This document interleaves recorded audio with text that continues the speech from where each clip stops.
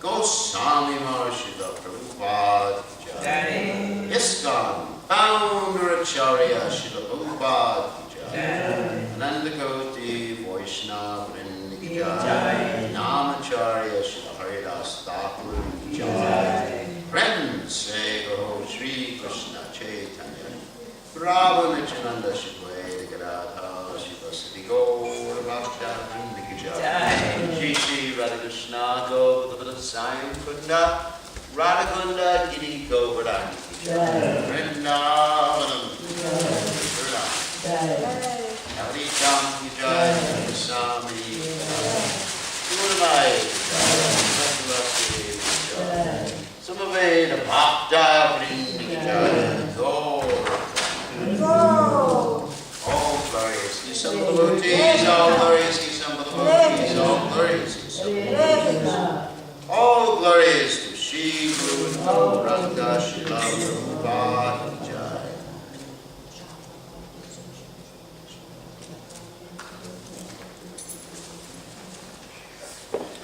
Okay, so reading from Srimad Bhagavatam, 5th canto, chapter 17, text 2. Om Namo Bhagavate Vasudevaya. Om Namo Bhagavate Vasudevaya. Om Namo Bhagavate Vasudevaya. Om Namo Bhagavate Vasudevaya. Om Namo Bhagavate Vasudevaya. Om Namo Bhagavate Vasudevaya. Alright, so I'll just read the Sanskrit since this is prose rather than poetry. And then we'll go on to word by word synonyms.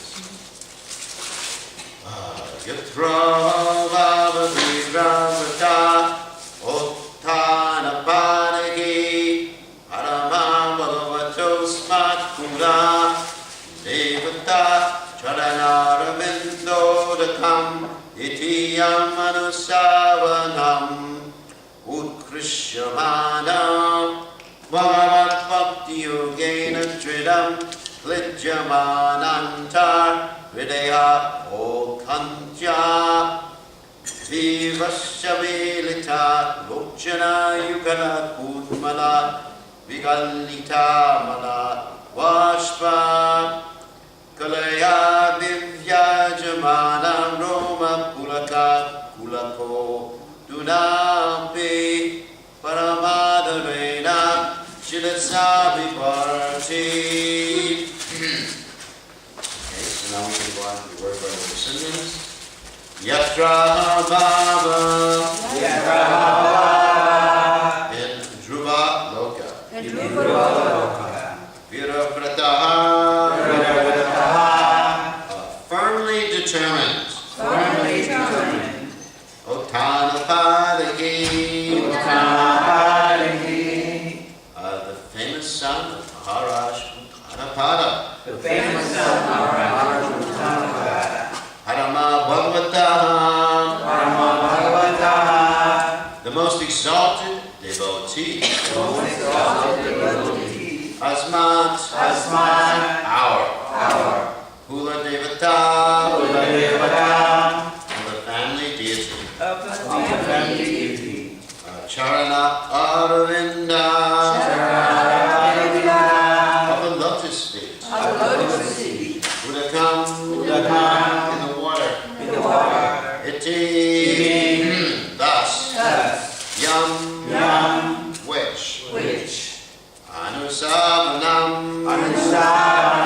constantly. Utkrishyamana, being increased. Bhagavat Bhakti Yogena, devotional service unto the Lord.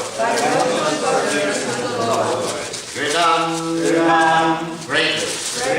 Richamana Antaridega, being softened within the core of his heart. Akantya, by great anxiety. Vivasha, spontaneously. Amilita, slightly open. Lochana, eyes. Yugala, hair. Kutmala, from the flower light. Vikalita, emanating. Amala, uncontaminated.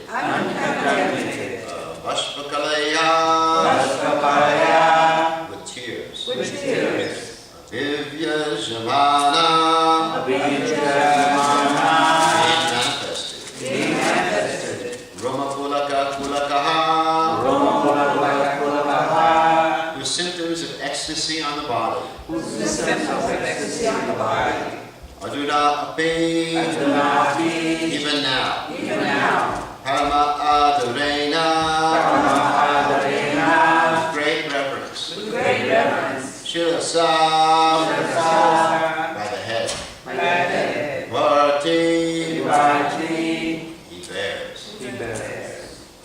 The translation, Dhruva Maharaj, the famous son of Maharaja Uttanapada, is known as the most exalted devotee of the Supreme Lord because of his firm determination in executing devotional service, knowing that the sacred Ganges water washes the lotus feet of Lord Vishnu.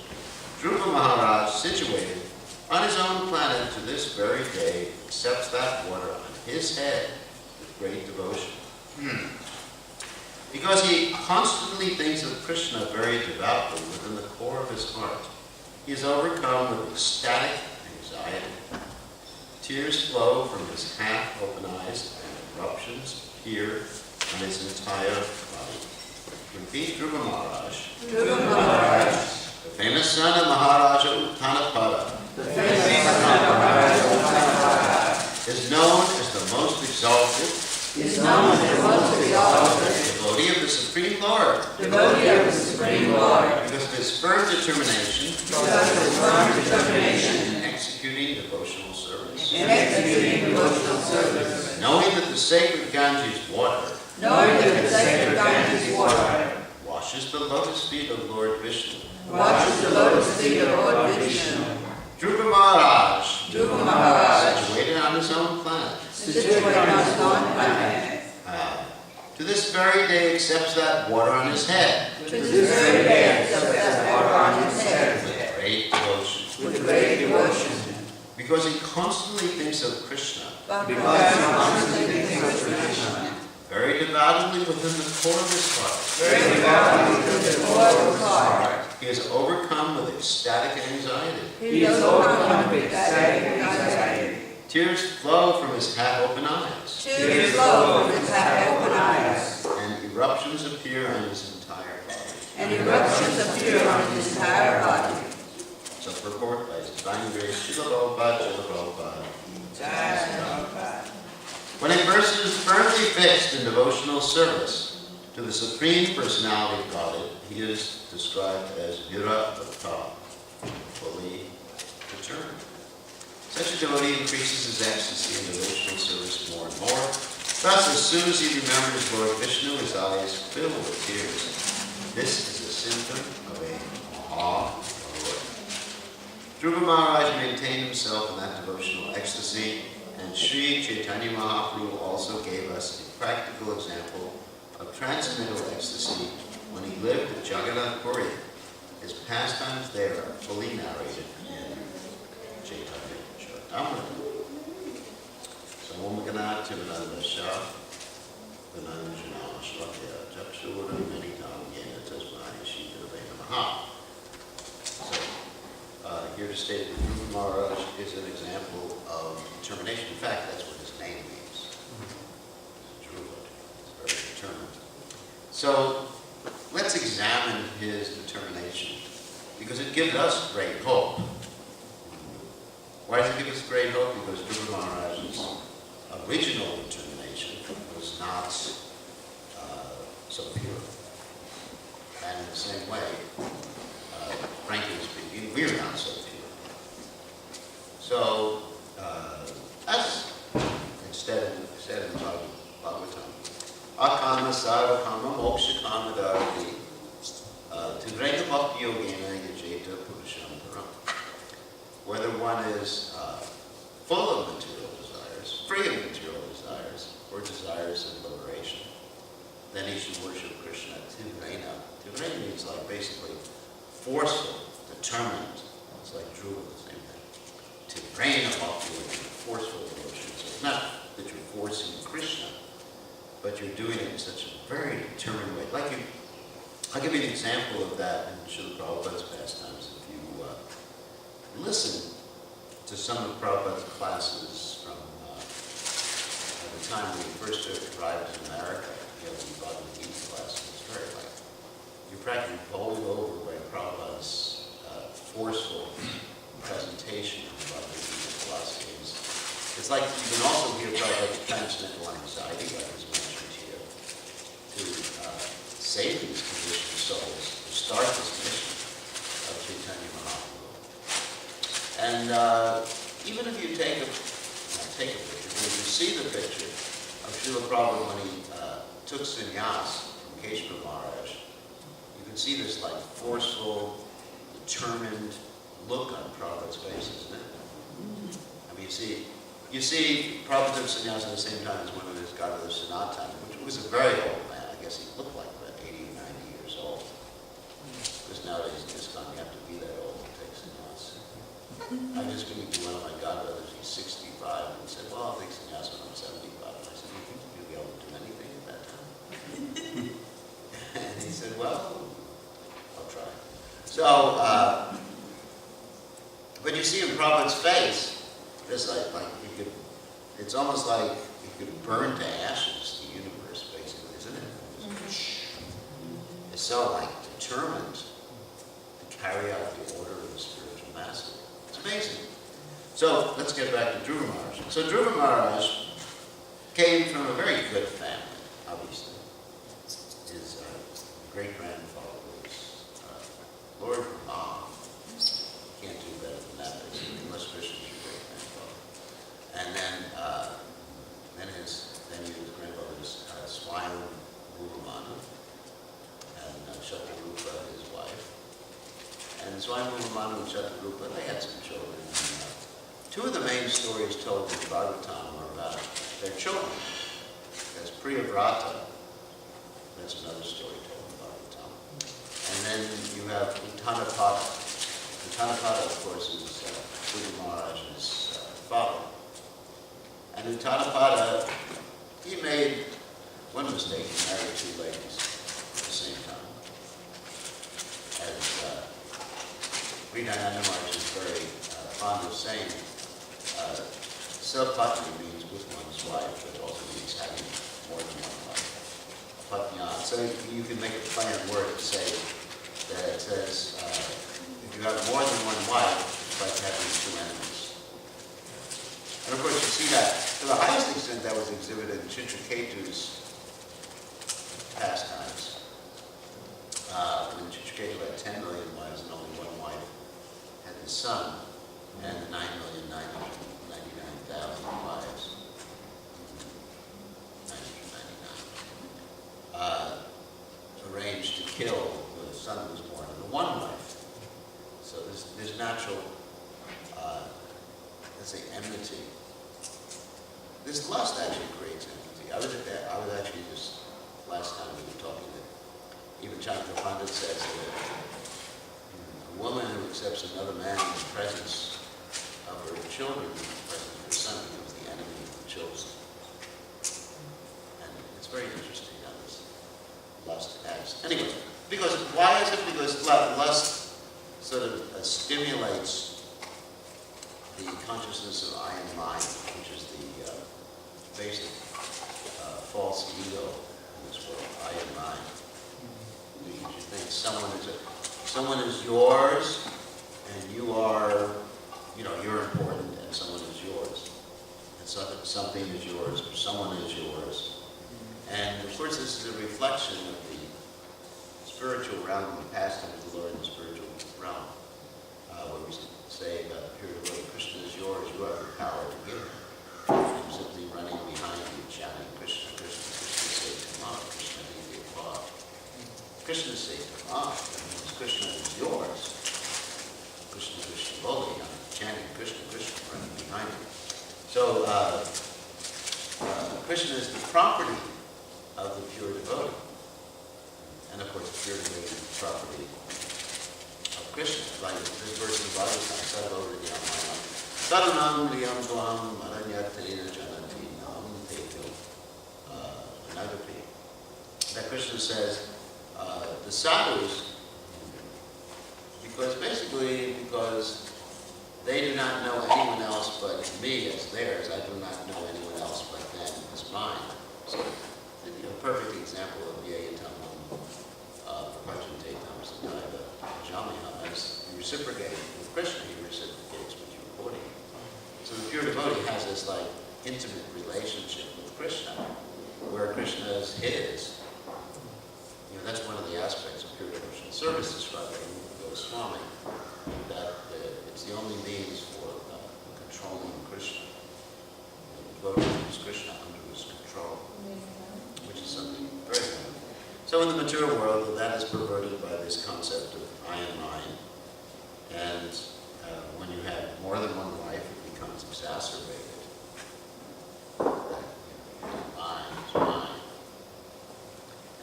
And of course, the men sort of like that. In the Muslim religion, they have this whole thing that when you die, you go back. Also in the Vedas, it's there. When you die and you die on the battlefield, you go back and all these apsaras. The apsaras are the sometimes described as heavenly prostitutes, which just seems to be an oxymoron.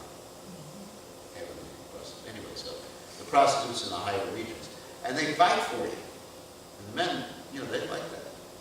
It's actually a very attractive thing for the male psychology because they're so damn self-centered that if the women are fighting, he's mine, he's mine. It's like the dream of a man come true, isn't it? No, don't answer that. Isn't that, he's mine, he's mine. It's like, basically like the Beatles in the 1960s. Yeah. They're all screwed. And then it really puts them in mind. Then Beatles were completely in mind in those days. The whole groupies. So anyway, so that's like a dream of someone who fights a so-called jihad, and dies fighting the infidels. And he gets to have this celestial virgins. Actually, in the Vedic literatures, they're not listed as virgins, they're listed as prostitutes. Anyway, so that's another issue. So, anyway, so Dhruva Maharaj, getting back to the story of Dhruva Maharaj, he had a mother and a stepmother. And even in the West, we hear these stories about the stepmother. You ever hear that? Cinderella and such. You know Cinderella? You've been to India, so that is, stepmother. So, it's not that all stepmothers are wicked. It's not that if some of you have a stepmother, you should just say, you wicked witch. But generally, they're trying to take the money, take the money from your father, so you won't inherit it. So, anyway, this is an absolute fact. So, basically, Dhruva Maharaj had his mother and a stepmother. His stepmother's name was Sudaruchi, which means basically good taste. Like ruchi. Ruchi means to have a taste. So it's interesting how the people are named in these Vedic pastimes. So, good taste. That means her husband was completely entranced with her beauty, or with her whatever. She wasn't really known for her personality. But at least for her beauty, he was entranced. And then Saditi, Niti, it means like rules and regulations. It's someone who's actually very determined to be dharmic, which is interesting, Saditi. Like a Niti Shastra, which is the rules and regulations. So Suditi is good. Suditi is good. Anyway. So Niti and Suruchi, they were both co-wives of Uttanapada. And Dhruva was the son of Suniti. So what happened is that Dhruva generally was not allowed on the lap of his father, Uttanapada, at least when his stepmother was around. And Uttanapada was sick. And he had Uttama, who was Dhruva Maharaj's brother, half-brother, let's say, who was sitting on his lap, on the king's lap. And Dhruva Maharaj was attempting to climb up. He never actually got on the lap. He was actually attempting to climb up on the lap. And Suruchi, a good taste lady, it's not that she had good taste, but she was more attractive. So Suruchi said, you're really not qualified. You're actually not my son. I mean, only my sons can sit on father's lap. That actually shows that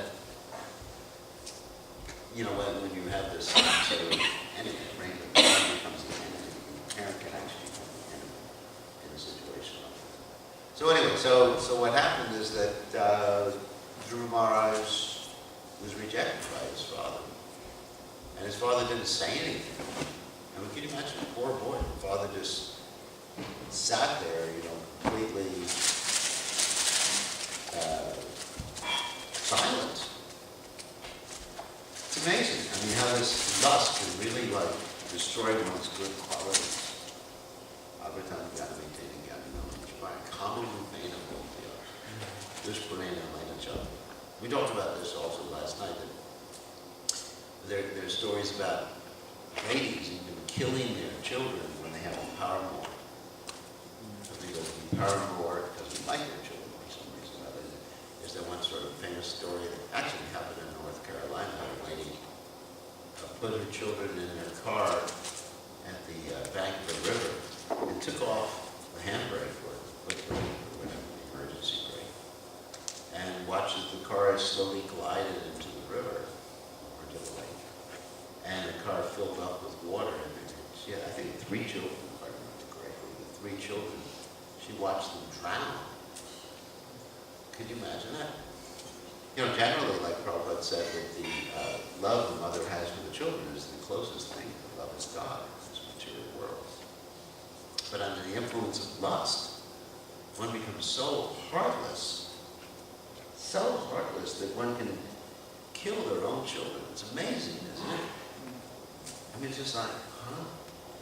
You got the closest thing to love of God, causeless love that a mother has. I mean, just like I see with my mother, she's just like things to me day and night. If I was Christian, she'd be a pure devotee by now. So, but, isn't it? Anyway, it's just like, I mean, that's natural in mother's love. I'm not decrying it or criticizing it. It's just part of life. Like a cow and all the species in life that happens to be like that. So, not all. I mean, actually, sometimes the fish ladies eat the children. But at least the higher species. So, it's pretty hellish. So anyway, so because of lust, Saruchi sort of treated Dhruva Maharaj badly. And she said to him good instructions. She was angry, lusty, but she said to him good instructions. She said, actually, if you want to sit on your father's lap, you have to take birth from my womb. And if you really want that, you've got to worship Lord Vishnu.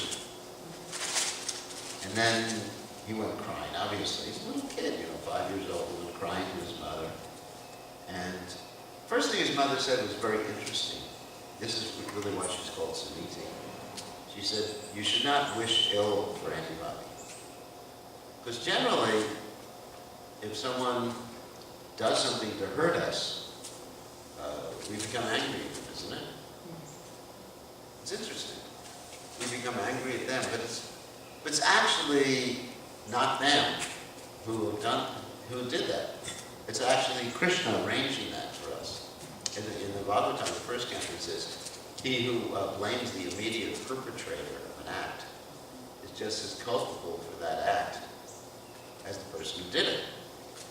And this is interesting, because it's actually Krishna. So I was talking to some devotees yesterday and said that if someone does something that aggravates you, instead of getting angry with them, you should understand it's really not between you and them, it's between you and Krishna. And as far as their situation, it's between them and Krishna. It has nothing to do really with your relationship with them or their relationship with you. Because it's really Krishna putting you through a test, or Krishna putting you in a situation for purification. I mean, that's how Dharma the bull saw it when he was being hit by the personality of Kali. He thought, this is Krishna. Of course, first he said to Briksha Maharaj, when Briksha Maharaj asked him who has done this, he said it's very difficult to ascertain. But then ultimately the conclusion was it's the action of Krishna's energy under the direction of Krishna. So there's a reason for that.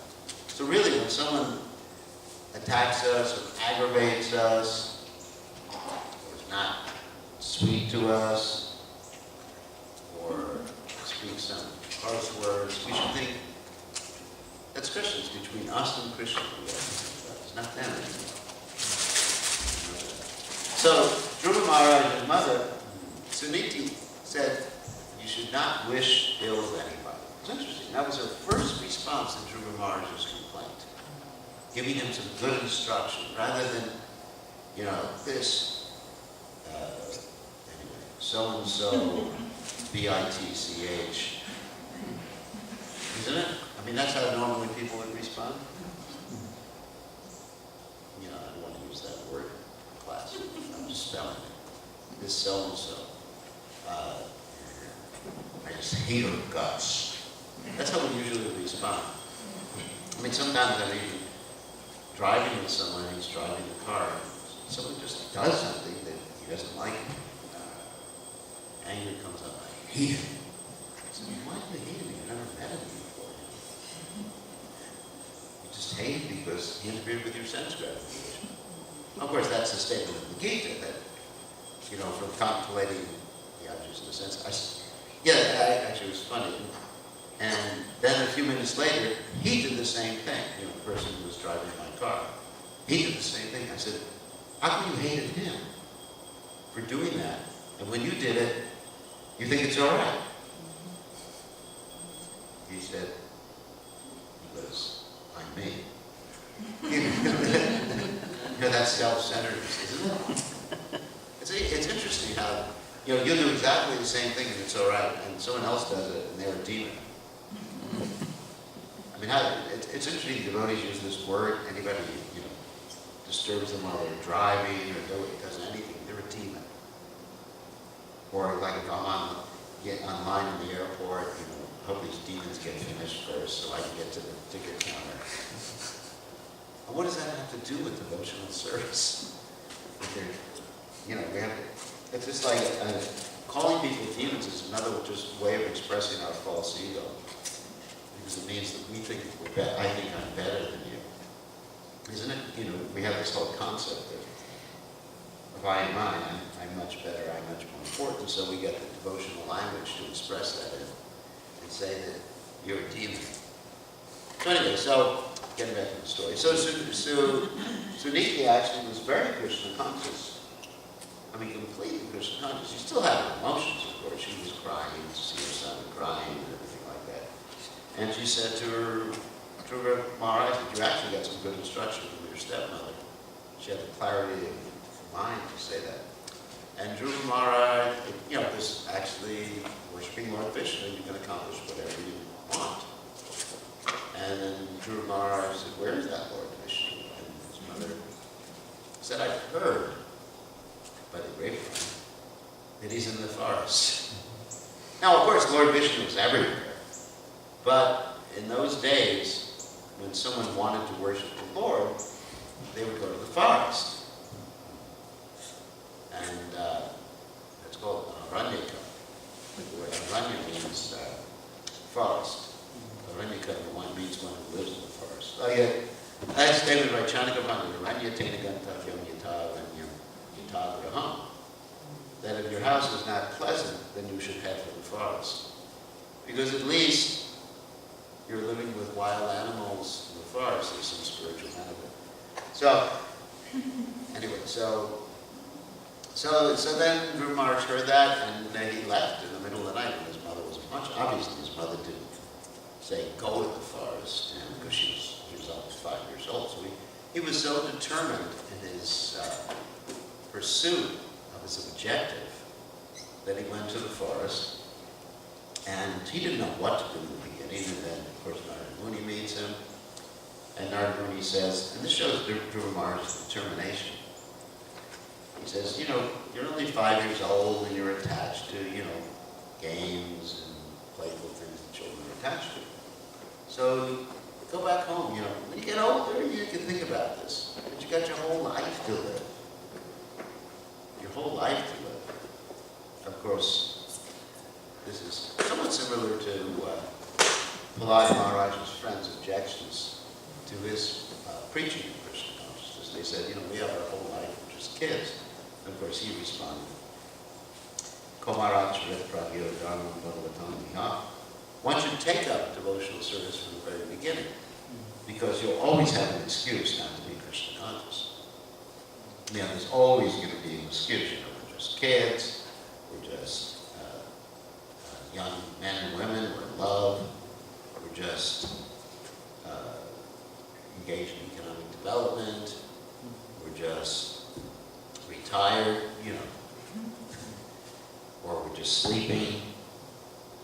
We have to sleep 10, 12, 15 hours a day just to be happy. So, anyway, there's so many excuses. So it's very similar. So Dhruva Maharaj said, when Narada Muni said, go back home, little boy, he said, no, I want some instructions. And he got instructions from Narada Muni to meditate on the form of the Lord at the same time thinking of his desire. Narada Muni didn't say, give up your desire. That's which is interesting. Because Narada Muni understood, as Krishna states in the Gita, that Chaturvidha Bhajanti Mam, people come to Krishna for reasons, and you don't want to artificially take away those reasons, because that's their impetus in the beginning. They come because they want wealth, they come because they're inquisitive, they come because they want knowledge, or because they're in distress. So Dhruva Maharaj's desire was pretty intense. I mean, he wanted a kingdom greater than that of Lord Brahma's great-grandfather. So that's, wealth, position, and he's also in distress. I mean, it's not that you just have one of the four things. You can have three or even four of the four reasons for coming to Krishna consciousness. I mean, many people in the movement came just because they like the taste of their song. So there's all sorts of different reasons why people come to Krishna consciousness. And in the early days, some people came just because they were taking intoxication. They woke up the next morning in the Hare Krishna temple. That actually happened in San Francisco. So, anyway, so Dhruva Maharaj, he was very determined. And he actually went to Vrindavan, in Braj. There's this place called Dhruva Tila. Anyone's been to Dhruva Tila here? Been to Dhruva Tila. Tila means like a hill. So it's a hill that he meditated on. And you can actually visit this place. There's actually a little deity of Dhruva Maharaj there on the hill. It's a beautiful place in Braj. Many of the great personalities meditate. I mean, there's a place for Lord Kapila in Braj. You find many of these great sages that would go to Braj to meditate. So anyway, so Dhruva Tila, and he was so determined. I mean, little children generally have a lot of difficulty controlling their tongue as far as the eating process. I mean, they just like candy and ice cream and everything, although they know it hurts them. There's just not the logical brain hasn't been developed at that particular point. But Dhruva Maharaj, even in the beginning, he just performed these really harsh austerities. After 3 days, he ate some berries. And then after some time, then he went to the austerity. After 6 days, he would just eat some dried leaves. And then after 9 days, the third austerity, the third month, after 9 days, every 9 days, he would just take a sip of water. And then something like that, after 12 days or something like that, he would breathe. Each month he would increase the austerities. And of course, he was chanting the mantra, meditating on the form of the Lord that he had been instructed to do by Srimad Narada Muni. But he performing all these really heavy, and that shows such great determination to achieve his goal. So he's very much, the point I'm making is that he was very much goal-oriented. This really is important insofar as keeping one alive. We were making this point in regard to this person, Viktor Frankl's work.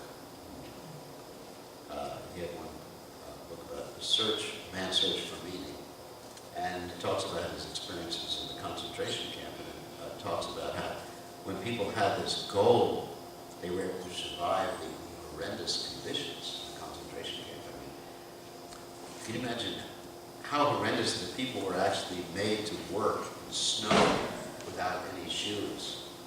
And if they had shoes, they were ill-fitting, And the only way they would get shoes or boots sometimes is they'd steal them or take them from the dead bodies, the corpses of the people who died. We're so soft here. We're like the princess and the pea. But can you imagine? Because they had a purpose. The people, his analysis was that because people had a purpose, they survived such horrendous conditions. So not only survived, and actually you see, there's also studied about this thing called the placebo effect. When people have a purpose in life, they're able to more easily overcome different diseases, like serious diseases. When people have like a purpose in life, that's part of the placebo effect. Not only that someone gives you pills says it's a great medicine when it's sugar, but that you're actually feeling that you have a purpose, a reason to go on. Because without that, no medicine is going to help you. So Dhruva Maharaj had this purpose, and it was certainly a purpose in the mode of passion, I guess mixed with ignorance. Because passion because he wanted to acquire something, and mixed with ignorance, we could say, because he wanted to do better than someone else. It's one thing to want something, but to show someone, give someone a lesson, because I'm going to be better than you, that's ignorance. You understand? Because there's nothing to be gained from it. It's just like, it's anger. It's out of anger. So, his motivation, he had anger, and he had intense desire. So it was sort of a mixed passion. He even states that to Narada Muni. He says, I'm just going to come with ignorance. You have to realize, Gurudev, you got to give me an appropriate instruction. Your instruction to go back home and, be peaceful. I can't do it. So it's also, it shows that he was honest with his guru. Instead of just like blindly saying, yes, Gurudev, but not following the instructions. He said, Gurudev, I can't do it. Like Prabhupada said, went to the devotees in the beginning, chanted 64 rounds, and the devotees honestly said, I can't do it. And Prabhupada reduced to 16, so no less. So, anyway, so Dhruva Maharaj very determined, and ultimately, when he saw Krishna, by the time he saw Krishna, he became completely purified, because when one meditates on the form of the Lord, no matter what motivation one has, one does get purified. If one follows the order of the spiritual master, one does become purified. Of course, Kamsa was meditating on Krishna, but he didn't get purified because he wasn't following the order of the Guru. But the Guru will adjust things according to one's psychophysical nature so that one is enthusiastic in devotional service. So, what is that? So for us, that means that we have to have some overriding purpose in life. And then we'll be able to do amazing things. Like we said with Prabhupada, his overriding purpose is what? Serve the order of his spiritual master. And that was his mission. To satisfy his spiritual master, serve the order of his spiritual master. And in order to accomplish that, you can even look at it in terms of, mission statements, strategic mission statements, like planning like that. And so in order to accomplish that, he preached Krishna consciousness, came to the Western world. So Prabhupada's a perfect exemplar of this particular point. He's our Dhruva Maharaj, very, very determined. Of course, his determination was always transcendental goodness. It wasn't mixed. But his very determination is something that we can learn from him. What is our purpose in life? And if we fix the order of the spiritual master, the order of Srila Prabhupada as our purpose, then we can do amazing things like Dhruva Maharaj. I mean, nobody's asking you to live on leaves every 6 days or something like that. But at least amazing things at any age, like Prabhupada did. And in ripe old age, he did amazing things because he was fixed truly. So any questions or comments about this? We got about half a minute left. Questions, comments? And he tolerated so many things. Dhruva Maharaj tolerated. Obviously, his body and his mind were, his body was hungry. He was a little kid. But he tolerated. Vacho Vegam Manasa Krota Vegam. Jiva Vegam Guru Vacho Vegam. Because he had his purpose. Not sure. I was just reading in Lola Prakriti's book last night about Prabhupada was at Radha Damodar. He was always deeply chanting, and sadhana was incredible. And this boy had to deliver milk to him, and he came to deliver the milk, and the door was half open, and he saw Prabhupada was deeply in meditation, and there was a scorpion crawling toward Prabhupada, and he didn't know what to do. He kept watching it, and finally he said, Prabhupada slowly came out of his meditation and was dying, and he said, "Oh, don't disturb him, he's a Brajvasi." Really? Oh my God, what compassion. Determination. Yeah, Prabhupada. So much determination.